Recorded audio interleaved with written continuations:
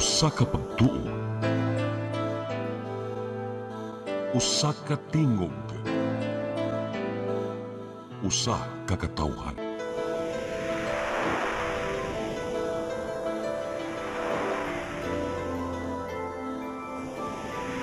Cebu Catholic Television Network.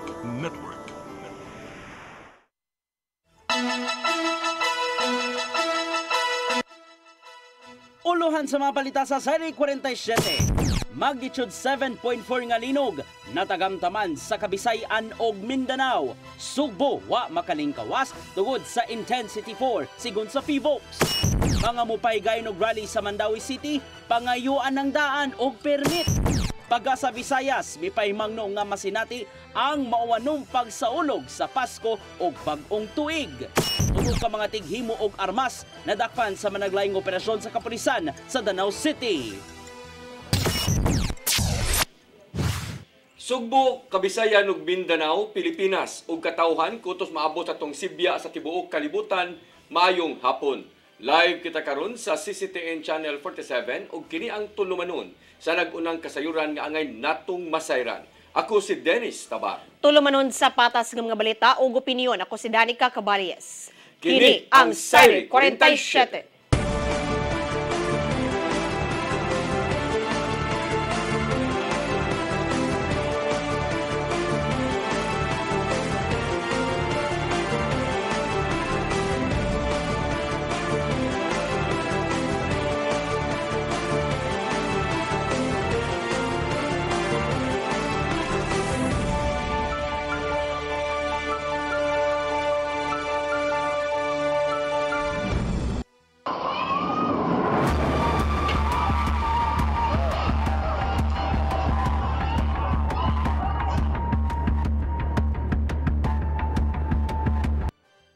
Ug karon sa kumpletong detalye sa atong mga balita, magnitude nga 7.4 nga linog niigo sa Davao Oriental ug lakip sa nakasinati niini ang pipila ka mga lugar sa Luzon, Visayas, ilabi na ang Sugbo. Ang PHIVOLCS ni pasabot nga nahitabo ang maong linog tungod sa paglihok sa Philippine Trench. Ang kasayuran ihatod ni Cristel Joy Filerca.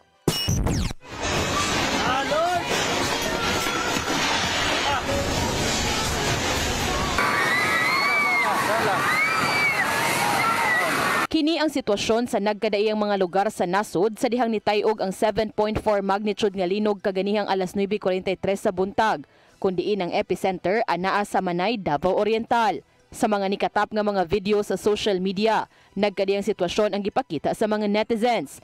Adunay mga estudyante nga padung-untang mo perform sa ilang mga eskwelahan, mga empleyado nga nagtago sa mga lamisa sa ilang gitrabahuan, ang uban nagdali sa pagpanggawa sa mall, samtang aduna usab ang nipakita sa ilang sitwasyon samtang anaa sila sa ilang mga panimay. Samtang dinhi sa syudad sa Sugbo, nabalda ang trabaho tungod kay nanggawa sa mga trabahante ilabi na ang anaa sa mga tag-as nga building. Sa dato sa Philippine Institute of Volcanology and Seismology kon PHIVOLCS, lakip ang Kabisayan og pipila ka mga parte sa Luzon ang nakasinati sa maong linog. Sa ilang natala, ang syudad sa Sugbo nakasinati og intensity 4. Samtang dali usab nga gisuspenso ang klase sa pipila ka mga LGUs dinhi sa probinsya sa Sugbo. Matod ni Engineer Robinson Horjo, ang officer in charge sa PHIVOLCS Visayas Cluster and Monitoring Center for Earthquake and Tsunami, nga nahitabo ang maong linog tungod sa paglihok sa Philippine Trench. So kaganina naka-record ta og quake which is close to Manay. 43 kilometers east of Manay or Manay. So generated by Philippine Trench sa Mindanao City. Samtang kini ang iyang gihatag nga pagpasabot kung anong nasinati ang maong kusog nga linog sa Visayas ug Luzon. So, not necessarily, ang vibration niya tungkol sa iyong power release. Kasi parang ano ito, thrust pulling kasi ito. Dominantly thrust, saka ba? Nagpasabot na ang vibration, maabot din ibig sa asang apart. Basta ako nga quake, maabot sa glayo, 7.4. Human sa maong linog, nipagawas og tsunami warning alert ang PHIVOLCS ug gipa-evacuate na ang mga nagpuyo sa coastal areas sa Eastern Samar, Dinagat Islands, Davao Oriental, Leyte, Southern Leyte, Surigao del Sur ug Surigao del Norte. Apan pasado alas 2 karong hapon, gilibkas na usab sa FIVOX ang maong tsunami warning alert. Samtang kaganihang alauna sa hapon, niabot na sa 179 ka aftershocks ang natala sa FIVOX ug 5.8 magnitude ang pinakakusog nga aftershock. Crystal Joy Felerca, CCTN News. 39 ka lokalidad sa probinsya sa Sugbo ni suspenso sa klase human sa pagtayog sa 7.4 magnitude nga linog sa Davao Oriental. Lakip sa ni suspenso ang syudad sa Mandaue nga nipatuman usab og skeletal workforce sa City Hall. Ang kasiren hatod ni Mary Rose Sagarino.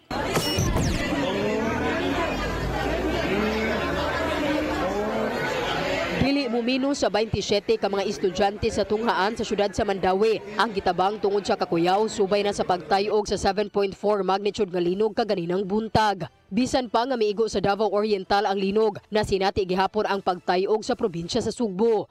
Sa Mandaue City Central School, natala nga pipila ka mga tinunan ang naglisod og ginhawa human mag-panic attack. Gilayo noon nga gitabang sa sakop sa klinik sa tunghaan ug sakop sa City Disaster Risk Reduction and Management Office. Wala ray na report nga samdan. Nanghila kay gisod ginhawa. Normal siya na reaction no in case na mga pag-uyog.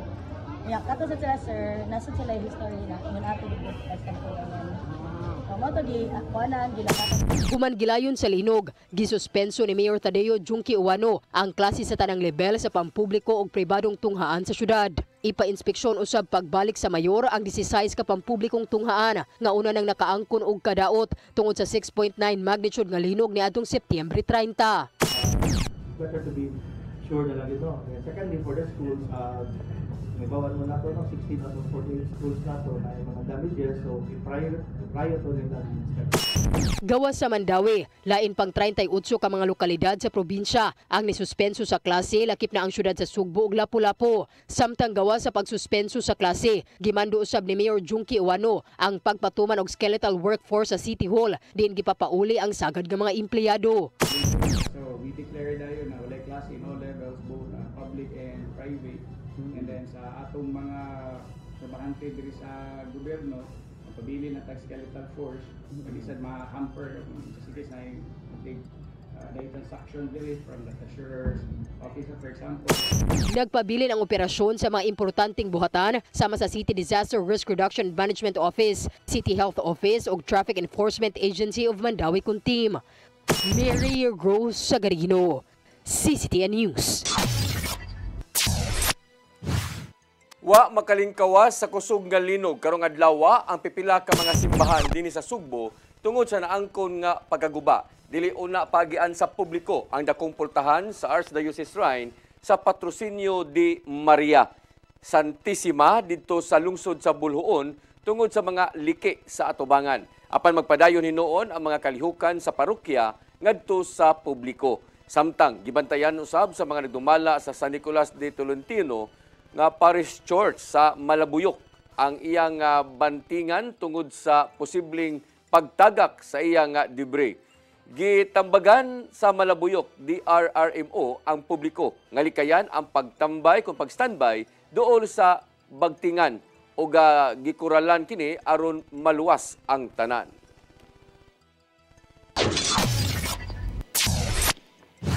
Milusad og geohazard assessment sa landslide area sa Barangay Cambubo, syudad sa Danao. Ang mga sakop sa Danao City DRRMO, City Engineering Office ug Mines and Geosciences Bureau. Tumong niini aron pagsubay sa kahimtang sa yuta ug pag-ila sa posibleng karisgo. Himuon sa dakbayan ang dugang pang mga lakang aron masiguro nga luwas ang kabalayan sa mga mulupyo. Nagbutang usab sila og mga signage ug barriers aron malikayan ang pagsulod sa mga tao sa landslide prone area.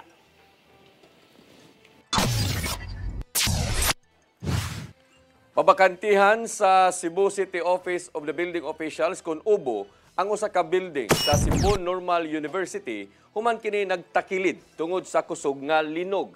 Gikonfirmar sa ubo nga delikadong mahugno tungod sa aftershocks ang 8 kandanang College of the Art and Sciences Building. Suma pa sa Disaster Council Head nga si Consul Dave Tumulak nga nakita ang mga pagpangliki gikan sa katulong ug hangtod sa ikawalo nga andana. Mabutang usab sa alanganin ang kinsaman nga musud sa CAS building tungod sa mga dagkong laboratory equipment diha sa sud. Nasuta usab sa ubo nga kuwang o occupancy permit ingon man official building permit ang mao nga istruktura.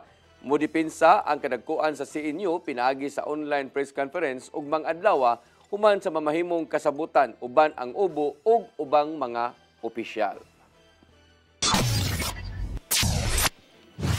Kapitolyo ni umol sa Task Force Combate Cebu nga mututok sa Recovery and Rehabilitation Program ngadto sa amihan ng bahin sa lalawigan. Gitahasan ni Governor Pamela Baricuatro ang local chief executives nga makig-alayon sa managlahing sektor aron makabangon ang matag sugbuanon. Ang kasayuran ni hatod ni Gian Navarro. Giumol ni Gobernador Pamela Baricuatro ang Task Force Combate Cebu nga mututok sa nagpadayong recovery o rehabilitation plan ngadto sa mga dapit sa amihanan nga gigo sa magnitude 6.9 nga linog. Ubos sa Executive Order No. 60, panguluan ni Baricuatro ang task force isip chairperson ug kuyog niya si Provincial Administrator Ace Durano isip vice chairperson. Langkuban namong task force sa 12 ka mga mayor gikan sa Northern Cebu, mga hingtungdang departamento sa Kapitolyo, kapulisan, kasundaluhan ug ubang ahensya sa gobyerno, apil na ang pribadong sektor. Adunay cluster structure ang Task Force Combate Cebu nga mututok gikan sa katukuran sa panimay, pagbaton ug panginabuhian, paghatag og mahinungdanong impormasyon hangtod na sa monitoring ug accountability sa tabang. Sa ilang meeting kaganiya sa Kapitolyo human sa linog, gihanay ang mga tulubagon sa managlaing sektor aron pagbabangon na sa kinabuhi sa mga apektado sa linog. Ning si manahalang ni paggawas ang Kapitolyo og tag 10 milyones pesos ngadto sa 12 ka mga LGU sa norte ug laing 250 million pesos sa probinsya aron ayuhon ang mga nagubang dalan nagubang infrastruktura. Mabuto sab sa 200 million pesos ang gamitong pundo sa Kapitolyo alang sa rehabilitation program nga nagagikan sa local government source fund o ginabanggikan sa Office of the President ang tinubdan sa pundo. Tungod dinhi gitahasan sa task force ang mga local chief executives nga panguluhan ng rehabilitation and recovery activities o pagpakigalayon sa mga ahensya hangtod nga makabangon ang gatusan kalibo ka mga kinabuhi. Gian Navarro, CCTN News. Mga pulis sa probinsya sa Sugbo nga gipada sa amihanang bahin giatagan og pasidungog sa hipis sa Cebu Police Provincial Office. Giila sila nga mga bayani subay sa may sugon nga pagtubag sa serbisyo. Ang kasayuran ihatod ni Arnold Bustamante. Gipasidunggan o gipahalipayan ang mga pulis sa probinsya sa Sugbo nga bihatag sa kaisog o dedikasyon sa pagresponde sa natubong 6.9 magnitude nga linog sa amihanang bahin sa lalawigan sa Sugbo. Mihimo og Heroes Welcome o awarding ceremony ang Cebu Police Provincial Office subay sa walay kahadlok nga milusad sa Search, Rescue and Retrieval Operation. Nangulo sa Heroes Welcome o pagpasidungog sa mga police personnel ang hepe mismo sa kapulisan sa probinsya sa Sugbo nga si Police Colonel Abubakar Mangilin Jr. Uban sa pangulo sa kapulisan sa Central Visayas nga si Police Brigadier General Rodrigo Baranan ug sa command group og staff niini. Atol sa welcome message ni Mangilin, iyang gipadayag ang dakong garbo ug pagpasalamat sa kaisog nga gipakita sa mga sakop. Si Maranan personal nga mihangop og midayeg sa kapulisan sa probinsya sa Sugbo tungod sa gipakita nga panaghiusa, professionalism ug kaluoy human sa makalilisan nga 6.9 magnitude nga linog nga miuyog sa dakbayan sa Bugo nga mao'y epicenter og sa mga kasikbit nga lugar.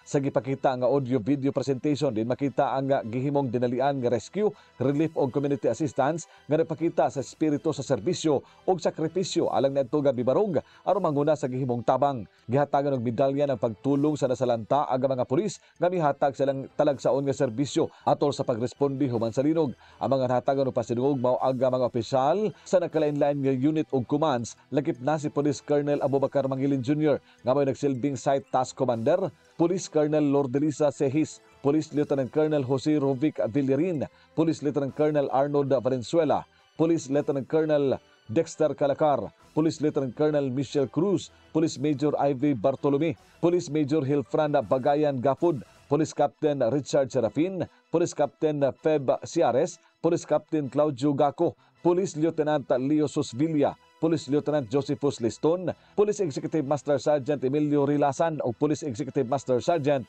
Ryan Alarde. Nagpasalamat usab si Baranan kang Cebu Governor Pamela Baricuatro ug sa tibok kagamhanan sa lalubig sa Sugbo nga walay puas nga suporta ug pakigalayon aron masiguro ang epekto nga disaster response. Nagpadayon ang presensya sa mga pulis sa amihanang bahin sa lalubig sa Sugbo samtang wala pahingpit nga makabalik sa ilahang tagsa ka mga panimay ang mga mulupyo. Arnold Bustamante, CCTN News.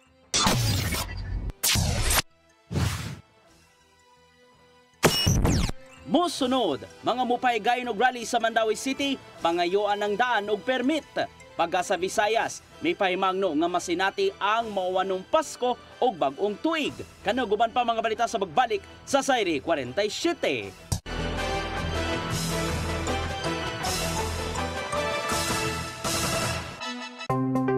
Discover the beauty of the Philippines.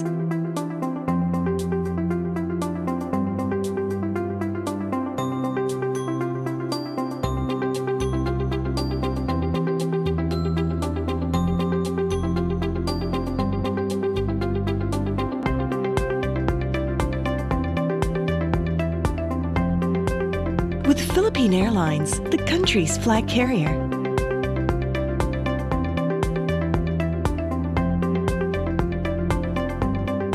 The airline that lets you feel the warmth of the nation.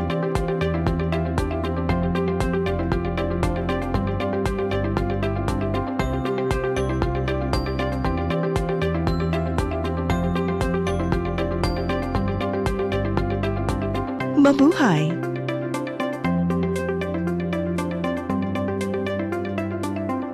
Siguradong pagkain sa buong bansa. Masagan ang ani, mataas na kita, maunlad na buhay ng mga magsasaka at mga mangingisda. Siguradong pagkain sa buong bansa.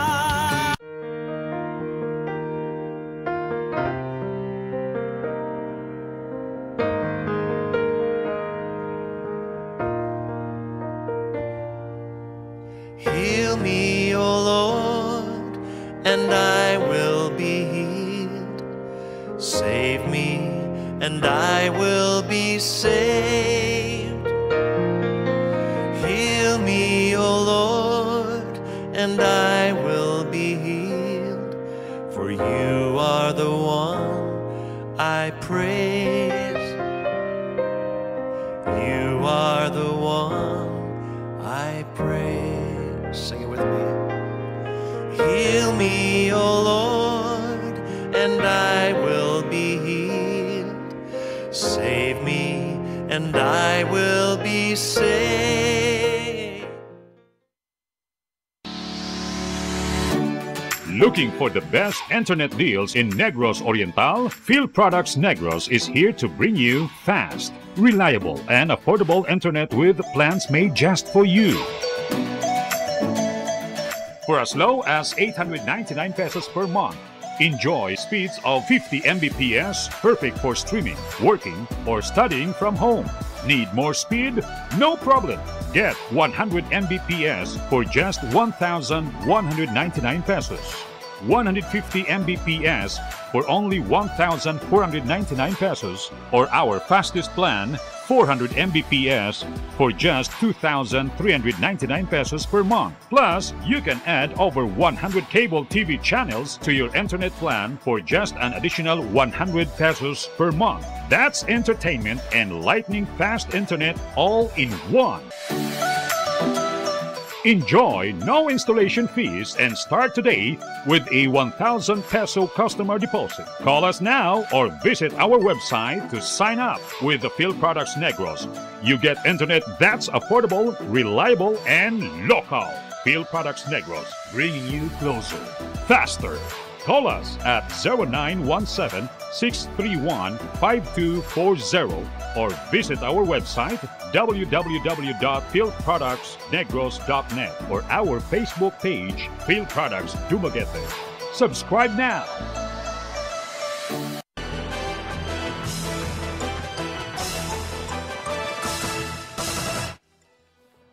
Balik sa ato mga balita, pagpahigayon og rally sa syudad sa Mandawi, magkinahanglan og permit.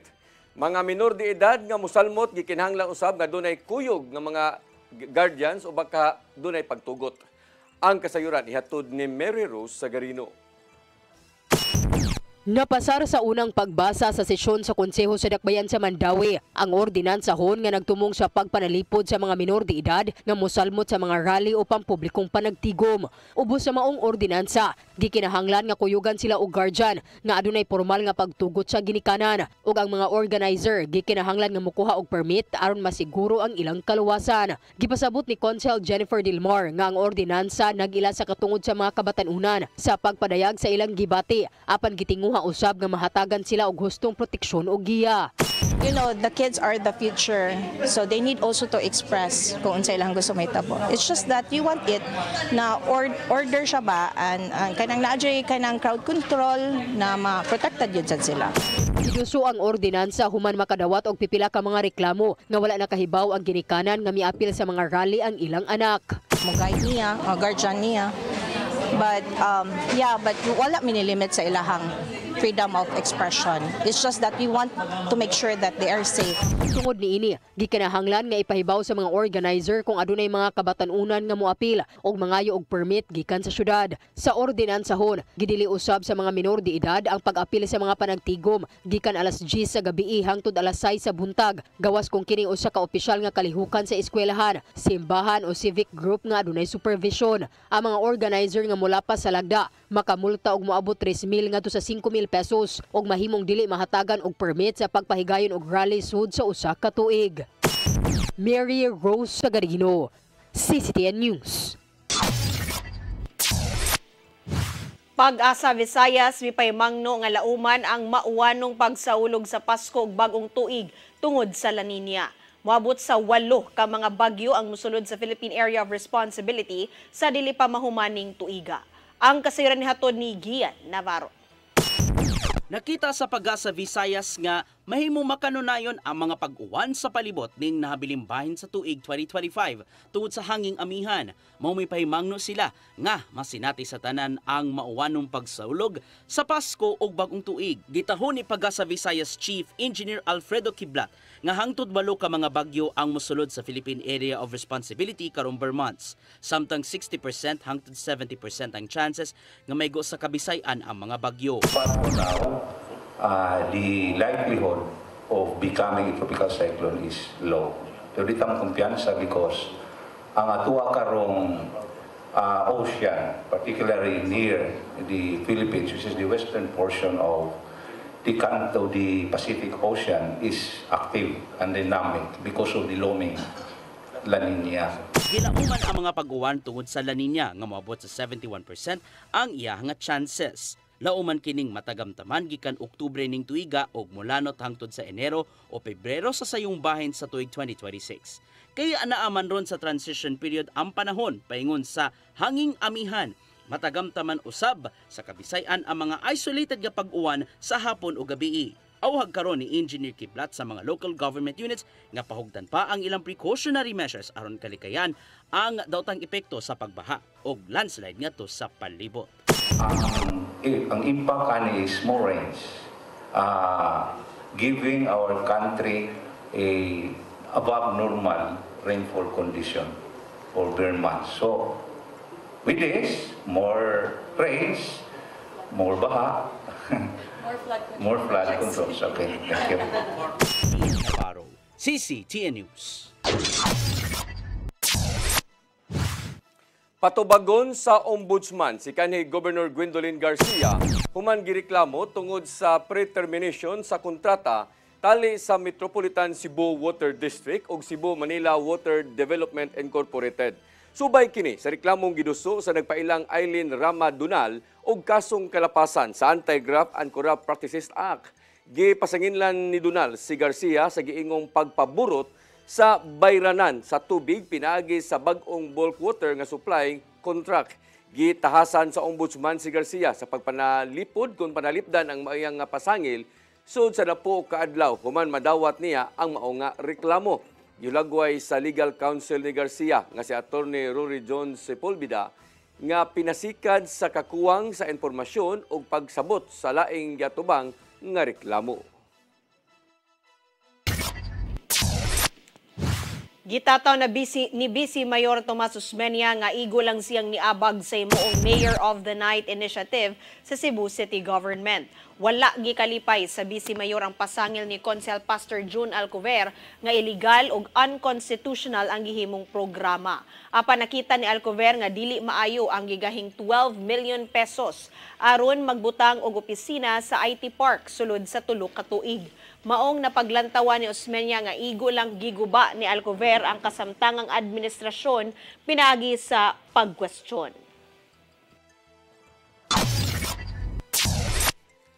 Nangandam na ang Lapu-Lapu City Rescue Team nga mutabang ngadto sa Davao Oriental human gitayog sa 7.4 magnitude nga linog subay kini sa mando ni Mayor Cindy King Chan nga andam nga mopada og mga personnel ang LGU Lapu-Lapu aron motabang sa search and rescue nga gikinahanglan. Suma pa sa mayor nga halos katunga sa mga personnel sa Lapu-Lapu Rescue ang ipada ngadto sa sentro sa linog. Naghuwat na lang sila sa sinyas gikan sa National Disaster Risk Reduction and Management Council o sa Office of Civil Defense 7 aron nga makabiyahe na ang maong mga personnel.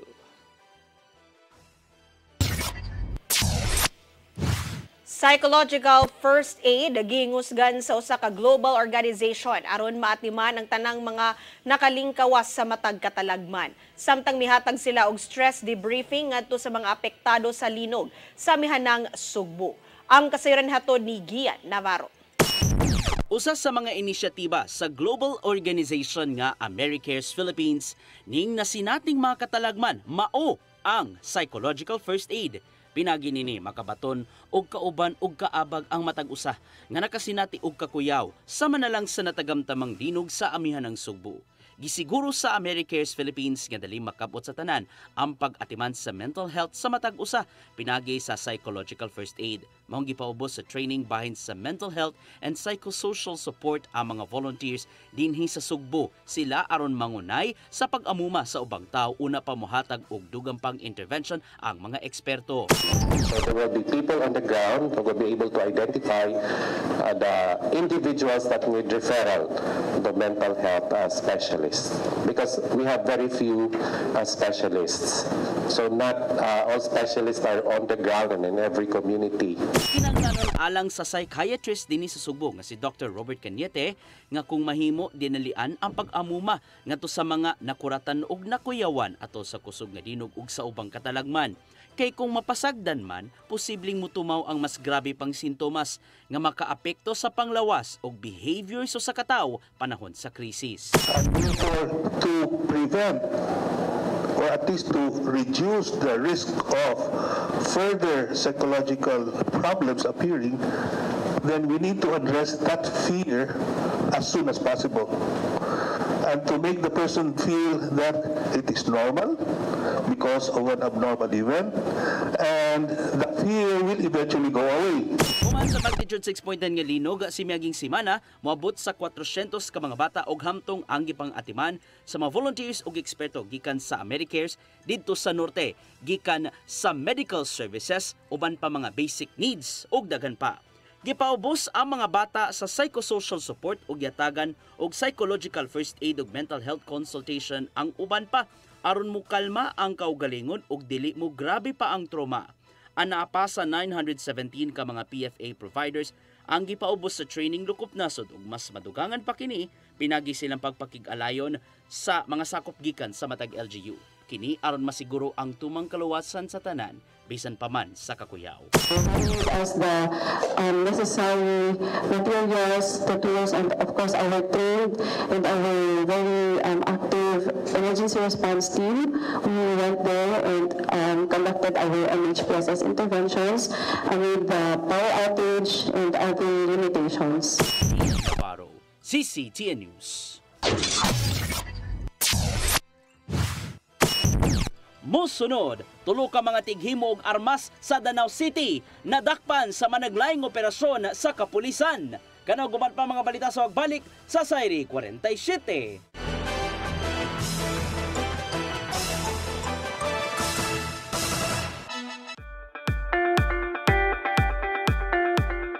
Congratulations! Nunito Tatay Dodong A. Lemchua, awarded as Cable TV Maverick, Father of Cable TV in the Philippines, given by Philippine Cable and Telecommunications Association Incorporated, PCTA, from Phil Products Group of Companies.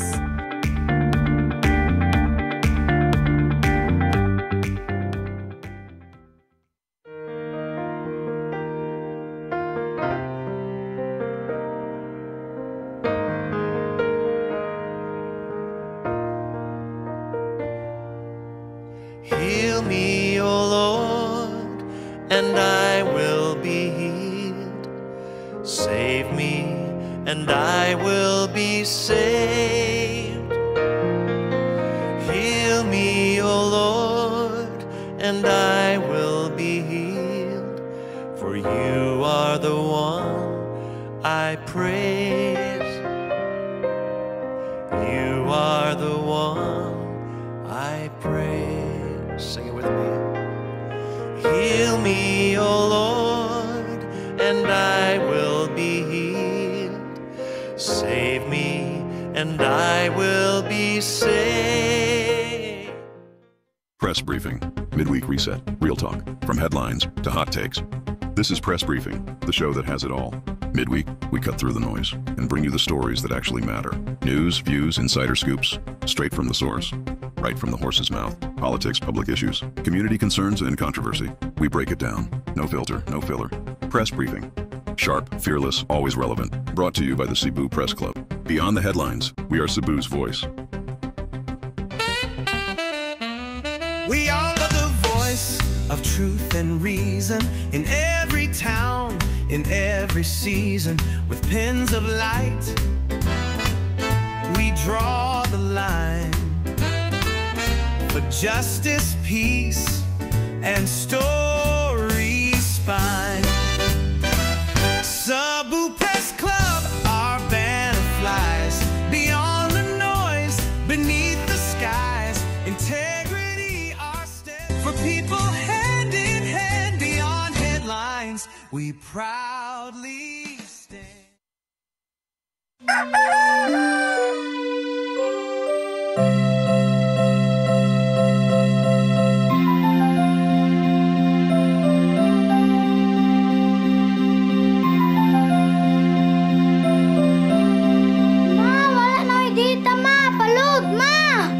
Sorry ma'am, na-late ko. Nagita pa mong gusto para internet sa kong anak, ma'am. Ay, wala na yung problema. Mag-Sinisibu! Sinisibu, Sinisibu, for your internet connection And for the signal of your cable TV. so fast and straight, the transmission to your home. Sinisibu! Sinisibu, Sinisibu offers you to have fiber optics For your viewing experience, perfect and clear, so fast. so great and affordable for you to enjoy. Sinisibu.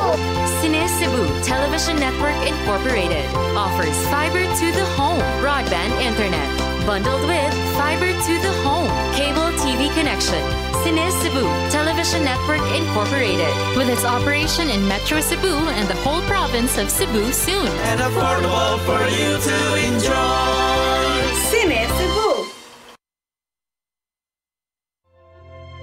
Ang kinabuhi puno sa hagit. Sugpil na ka, Dri, ha? Ay, pag-inarte! Magdita ka!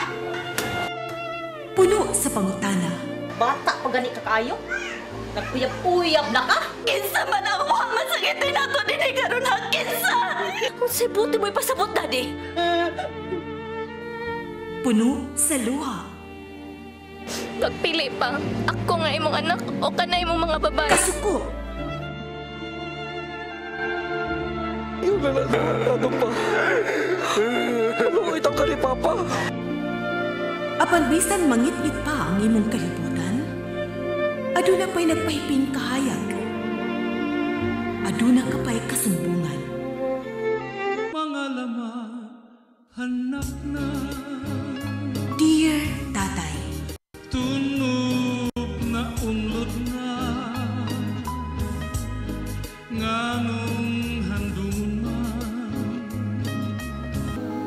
may laing paagi aron masabtan nato ang Biblia.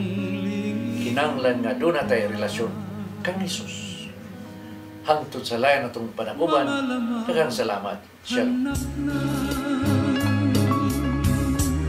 Tunog na unlod na.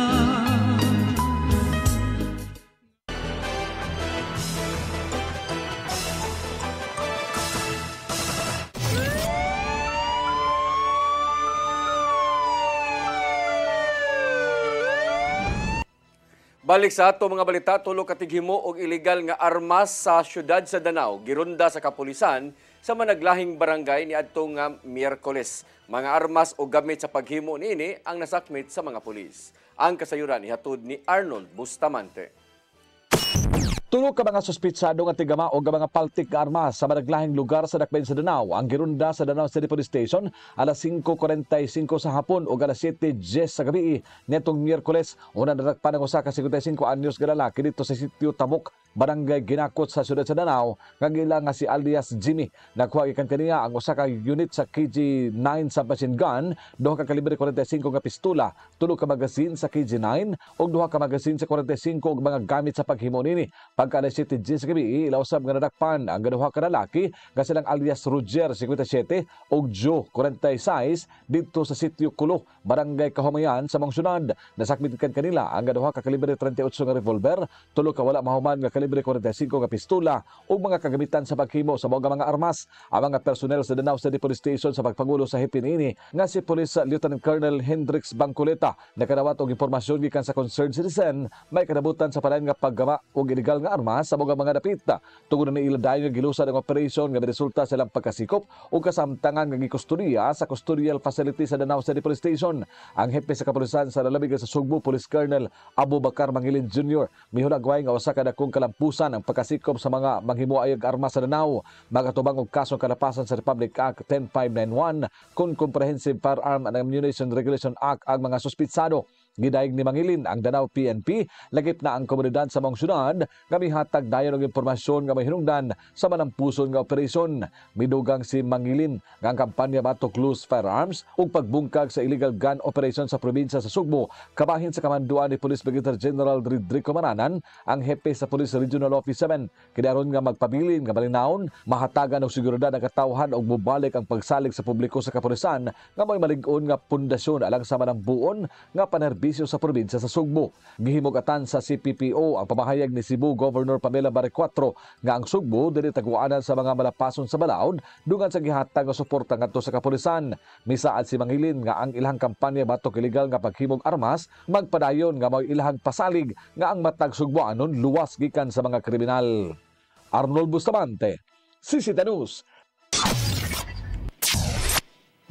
Nadakpan ang usa ka standby atol sa gilusad nga buy bust sa mga sakop sa Sawang Calero Police Station sa sitio Buaran, Barangay Sawang Calero sa Dakbayan sa Sugbo. Giilang dinakpang si Roque Bacante Cabido alias Kwe, taga sitio Lawis, Barangay Pasil sa syudad sa Sugbo. Nakuhaan siya og mga pinakite sa gituang shabu nga motimbang sa 125 gramos nga dunay standard drug price nga 851,000 pesos. Sigon sa usa sa mga operatiba nga nakadawat sila og impormasyon sa kalambigitan ni Cabido sa pagpamaligya sa illegal nga drugas.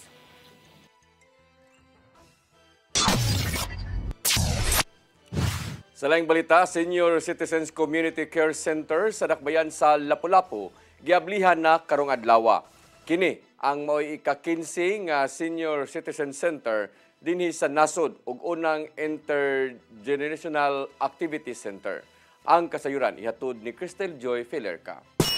Giablihan na kaganihang buntag ang Senior Citizen Community Care Center sa Dakbayan sa Lapu-Lapu nga nahimutang sa Plaza Rizal sa Barangay Poblasyon. Ang maong center mahimong tambayan sa mga lolo ug lola sa Dakbayan kung diin adunay mga nagkadaiyang mga aktibidad ang ilang mabuhat sa sulod aron nga sila malingaw. Matod ni Mayor Cindy Chan nga dugay nang natukod ang maong center ug wala ra gigamit maong gipinturahan lang kini og gilimpyuhan aron nga mapahimuslan. Samtang nibutyag si National Commission of Senior Citizens Regional Director Jocelyn Tabo-Tabo nga matag semana adunay usa ka adlaw ang gitagana para sa libreng konsultasyon. So they will be having 1 day per week for consultation. and for nurses and doctors to be here. And also on a daily basis like BP to be given by our barangay health workers. Dugang paniana, sigun pa ni Dr. Mary Jean Loreche, ang kanhi chairperson ug CEO sa NCSC, nga ang maong center sa Lapu-Lapu nga para sa mga katigulangan, mo ika-15 nga center sa tibok nasod ug mo'y una sa Tri-Cities. Apan sa tanan mga centers, suma pa niyang kinilang ang adunay unique feature. Siya ang pinakaunang na intergenerational activity center. When you talk about intergenerational activity center, na din ang parke where the young people, ang mga kabataan magdula and to have their leisure, no, while their older persons na ako dinhi.